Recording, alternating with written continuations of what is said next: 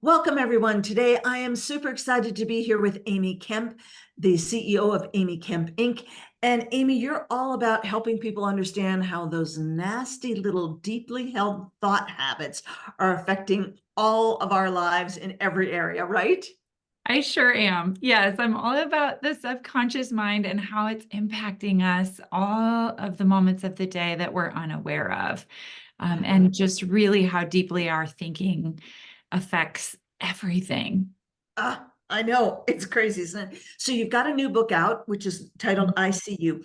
And the core message of your book, and I find this really interesting, is you can't outwork your thought habits. Ugh. Tell me more about that. What do you mean by you can't outwork your thought Wow. habit?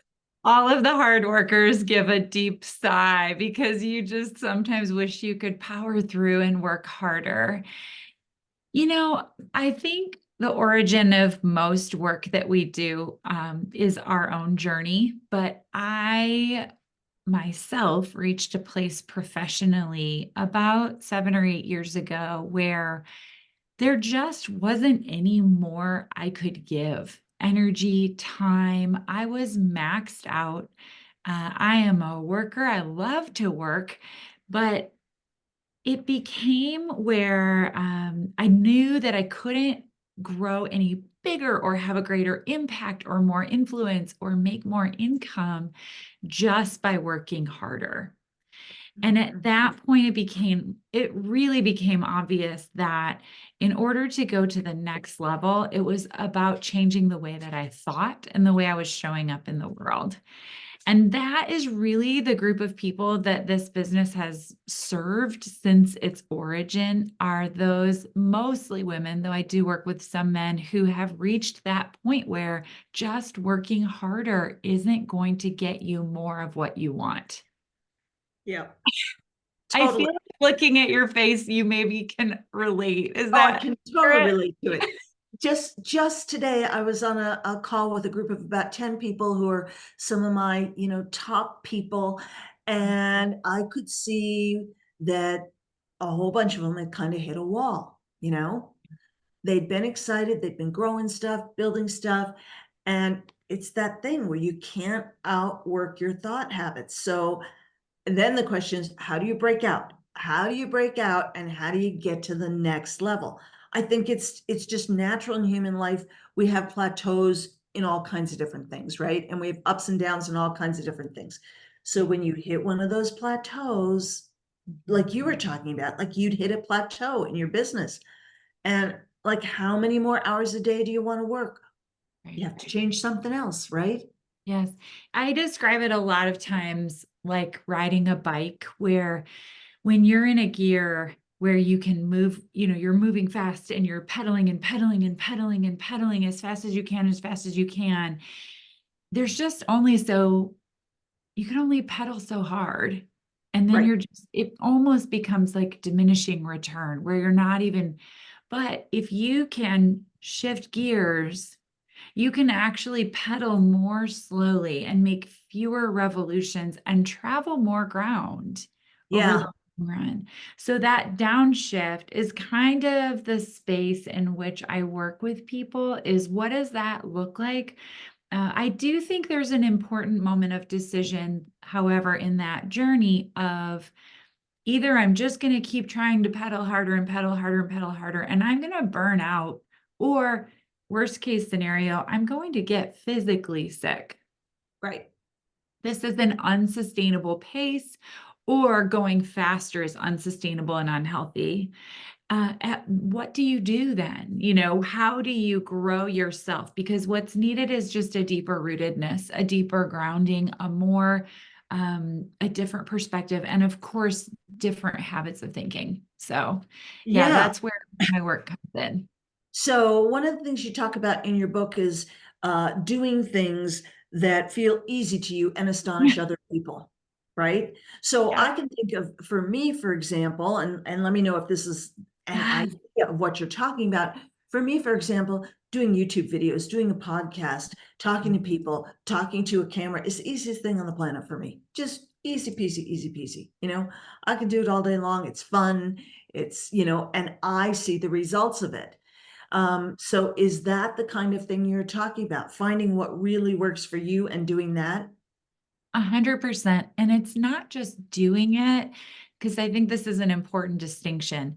It's not undervaluing it and charging what it's worth. Because Okay. especially for women, we tend to do that thing that feels easy, but not get paid for it, or not get paid enough for it, or just do it because we get affirmation and great feedback. I'm Mm, really mhm. interested in women harnessing that natural genius and getting paid abundantly for that as well. And Right. I think both are possible. In fact, I know both are possible. Yeah, they Uh, are. the Absolutely. I agree with you completely. Yes, it's just this when something feels so easy, we assume it's easy for everyone else. We think everyone would just get in front of a video camera and make videos and put them up on YouTube, and that would feel fun, right? For many people, of course, that's terrifying, or Yeah. they wouldn't be Yeah. able to do it, or it's not their gift.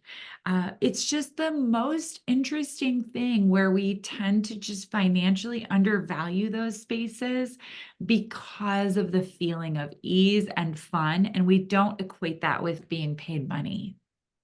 So what would you do? So I'm just thinking about some of the people that were on my call this Yeah, morning. Um, so how would you work with the person? What would you say to the person who feels like they've been working their tail end off, yeah, trying to build a business yep, for 3 years, 7 years, yep. 11 years, and they just haven't had any success? Mm. Well, I think the first thing I would say is stop trying to grow the business and start growing you. Mm-hmm. Yeah, We are often looking for external answers to things that lie within us. yeah, Almost always, and there's an entire chapter in the book called Money is a Mirror, but almost always we figure out how to earn the amount of money that we believe we are worth. yeah, And so you can surpass that for a short period of time, but you'll either self-sabotage. I watched this for so many years, leading women in direct sales, that they would leave a full-time job, yeah. maybe let's say earning $50,000 a year, and they would go to this entrepreneurial space, even full time, and figure out how to make just about that same exact amount. And that Yeah, would be their cap, even in a space where there was no cap, there was no ceiling on their earnings potential, right. right? They could earn more, but they had this barrier of what they felt like was enough for them, or what they were worth, or what their beliefs around money would allow them to earn.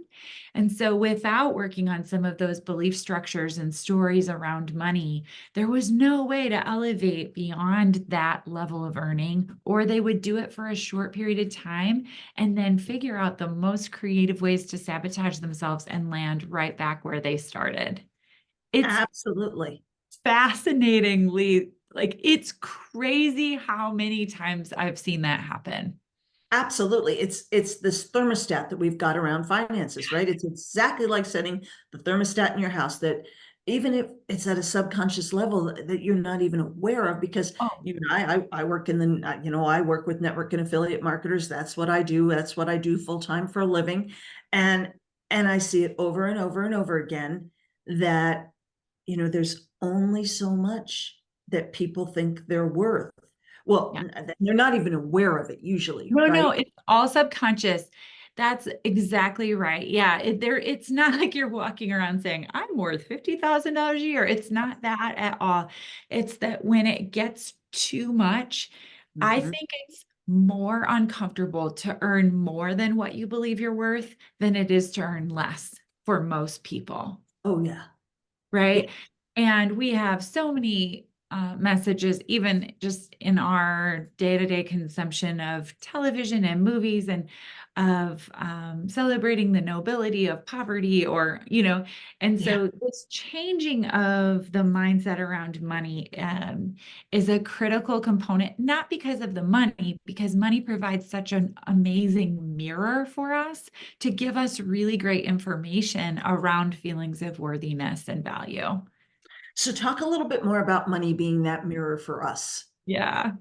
Okay. Let me give you an example from the book. I call this kind of the beach analogy or the beach story. So, when I first was an entrepreneur, my experience felt like I was in the water, meaning I was in the ocean. The waves were going up and down. And some months, my income or revenue or whatever would be so high, and I would be riding high, celebrating. And then it would be low for a month or a season, and I would crash and go underwater and not be able to breathe and panic and be flailing about trying to rescue myself, right? After a bit, I started to realize that what I actually needed to do was swim to the shore, go to the store and buy one of those cute little beach chairs and an umbrella, and get myself away from the money emotionally. So, from a distance, if you're watching the ocean, a few things become very evident. One, there's no shortage. There's no shortage of water in the ocean, and there's no shortage of money in the world, Yeah. right? Yeah. Also, if I was riding a wave or I was enjoying riding a wave, it wasn't detracting from anyone else. No one else was being harmed if I was creating abundance financially. It wasn't like a zero-sum game where more for me meant less for you, right? There was this abundance of waves that just kept on recycling. Also, I learned that the tides come in and the tides go out, and that waves are a part of business. It should go up and down. Your money should be moving all the time.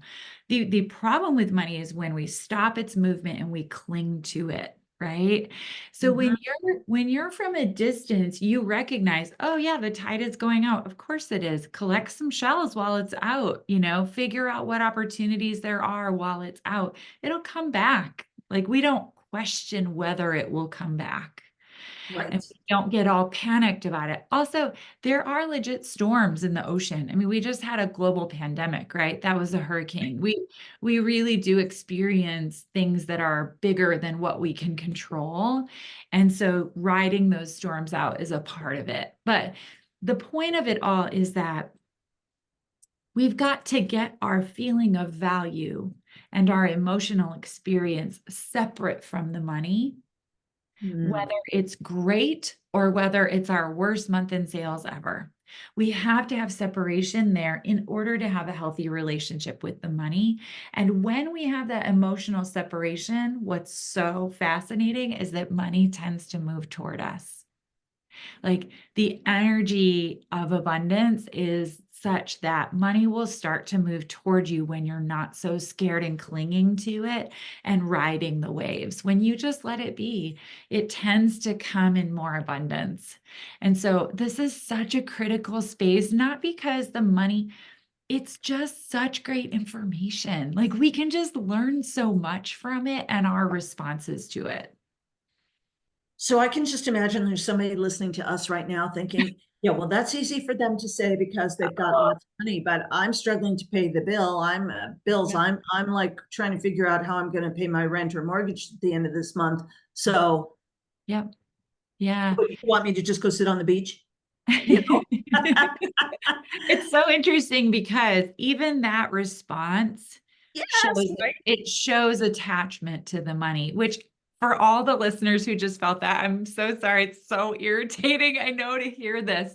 But I will tell you, it doesn't change anything about your financial situation when you shift your attitude toward money, or it's not even attitude, it's your relationship to and attachment to the money. Mhm. But what I will tell you is that your current attachment to it as a means of frustration and fear isn't helping you gain more. And what do you have to lose? Either way, it is what it is right now.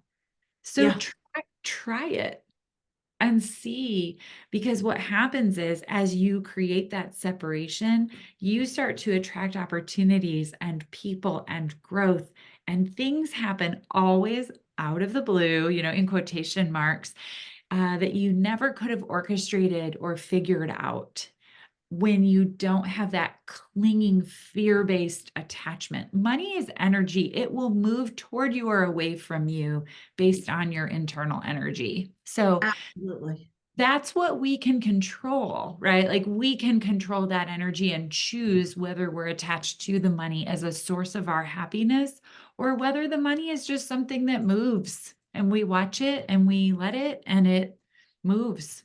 So I'm curious, Gloria, if you can relate in the sense of I've had seasons of financial strain and pressure and fear.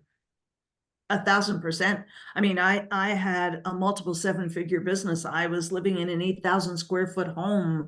I was driving my Porsche around, and literally overnight, it all went belly up. And Mm, my back was up against the wall. I mean, we came so close, razor thin close to having to declare bankruptcy. Fortunately, we didn't, but man, What was did you what did you learn from it when that happened? Like now, how has that altered your own relationship with money? well, interestingly, I had a very unusual upbringing, and my mother taught us that we controlled our lives with our thoughts and our feelings, and that we Mm, created everything through our thoughts and our feelings. So I understand that's a very unusual upbringing, but that's all I ever knew. And so, man, was it a difficult time. I mean, it was scary, scary, scary time for me because I was 56 years old and reinventing yourself at 56. And we cashed in every dime of retirement savings we had. And that's not a really great thing to do at 56 years old, you right, know? right. Um, so I could see so clearly, though, Amy, how my energy created that. Mm, I could take 1,000% responsibility for what happened. And while it was not easy, I knew that I created that downfall in my business. And so pulling myself out of that energy was yeah, not easy, but I no. also knew that if I could create such a disaster, I could create equal success. And it It's took, right there. It's right there. Do you hear the distinction? You weren't attached to it as like a plague on your value or like it didn't mean you were a failure and you couldn't, you right. just saw it as like something external to you that happened. And then you could look at it and not that it was easy, but you could learn from it. Is that accurate? Am I? Well, I wouldn't even say it was something external to me. I would say it was something very internal to Oh, me. I mean, okay. my energy, Meaning, energetically, I created that, and I could see very clearly how I created that. And so interesting. then it's just like you're saying, energetically, what shift do we need to make?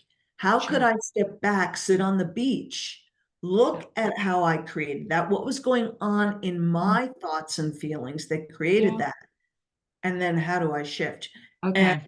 was the shift easy? No, the shift wasn't easy, but it happened Mhm. over time. Sure. And yeah, I um, can tell almost instantly, and I'm betting you can too when I talk to someone, whether they're in an energy of creation of money or an energy of repelling money. yep, It, totally. Yeah, you can it's tell. like a feeling, right? There's a something about it that is very palpable when you're with someone who's in the process of creating wealth for themselves. It's a Yes, very unique feeling you get from that person. absolutely. Um, so getting back to that again, Amy, what do we say to those people that are Mhm. not in that energy of wealth creation? Yeah, Because that's the whole thing. How do we help them shift and get into that energy of wealth creation? I know. Well, okay. I do think there are some external things that can be hindering you. A lot of times Sure. clients will hire me to help them grow their income or to find a new job or to grow their business. And what we discover is that actually they're in a really unhealthy relationship, or they have a health issue they've been ignoring that's causing them a great deal of pain, or right. So Right. sometimes what we discover is that what's actually blocking the flow of that abundance into their life is something that they're allowing to stay in their life that either needs to go, or they need to address it, turn and stop and really address it. Because Yeah. a lot of those things can prevent money from moving toward you, or it's not even that, it's those things can prevent you from elevating your energy to a level that attracts money to you. Yeah. And Yes. so we want to find every way around it. I'm thinking of one of my very first clients who's worked with me for years. She wanted to earn more money. That was why she hired me. I want a job where I make more money. Well, she was in an abusive relationship. Mm. And so there was a lot of unraveling of that, and a lot of healing, and a lot of really difficult decisions to extricate herself from that relationship, right? Right. That was a long journey. It probably took 4 years for her to go through that entire process.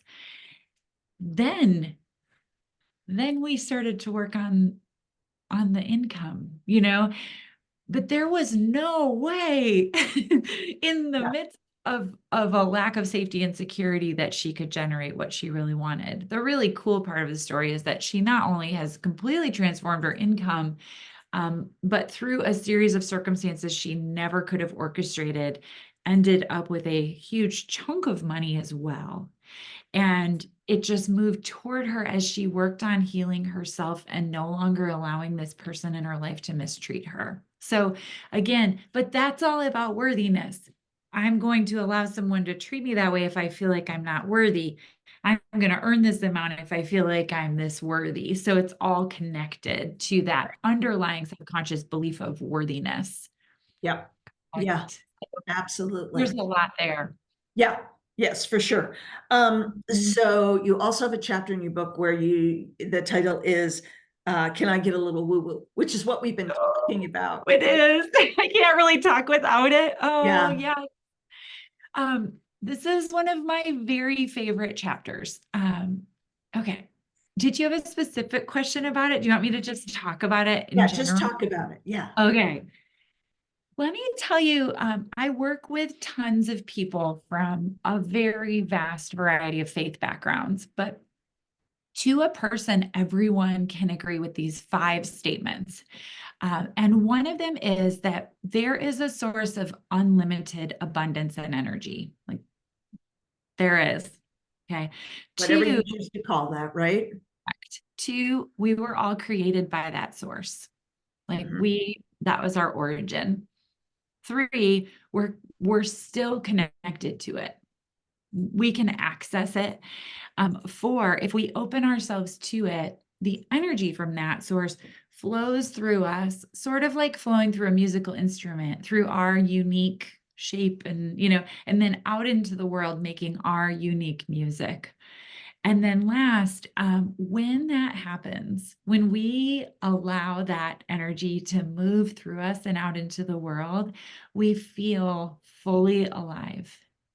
We Mhm. feel this feeling of like bliss, ease, but there's this energy of this is what I was created for. Mhm. So a lot of times what I'm thinking about with clients isn't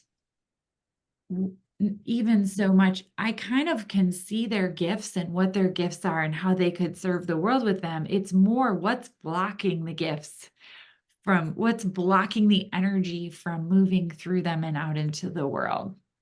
And that can be so many different things, but really the space, I mean, it can be physical pain, it can be unhealed emotional pain, um, it can be external situations like relationships. But what I work on a lot is these subconscious habits of thinking that are blocking that flow from moving through you and out into the world. Right. Um, so yes, because when we see someone who's in that flow, Mhm. we moved toward them. Yes. Yeah. We're like, what's that? Yeah. Please tell me more about what's happening here, right? Can I Right. tell you a quick story from the book from this chapter that I Absolutely. Yes. love? Okay. So I was working with this construction company, and if you're listening and you can't see me, I don't look like someone who would work with a construction company. Yeah. No. I have long blonde hair and usually bright red lipstick and, all of the trappings of being not a construction company person. But Yeah. I worked with the owners, a couple, and they brought me in to do this workshop with their guys. So imagine 30 construction guys. And they were so fantastic, these guys. We had such great days together. But as part of it, I brought the four foremen up to the front and I just interviewed them. I wanted them to share their stories. And so I said, Angel, tell me how you got into construction. And all the guys who are sitting out in front of me are kind of like wrestling around. They don't really want to be there. They're not really paying attention. They're just sort of like they Yeah. have to be at this thing. He says, well, it all started when I built my first house for my pet pigeons. And Wow. everyone in the room stopped moving and like leaned in, like, what? What did he just say? And he starts to talk about how where he grew up in the city, he would climb up into the rafters with his friends and they would get these baby birds and they would basically tame them and create pets with them. And then he borrowed all of this construction stuff from his uncle to build this house for these pigeons.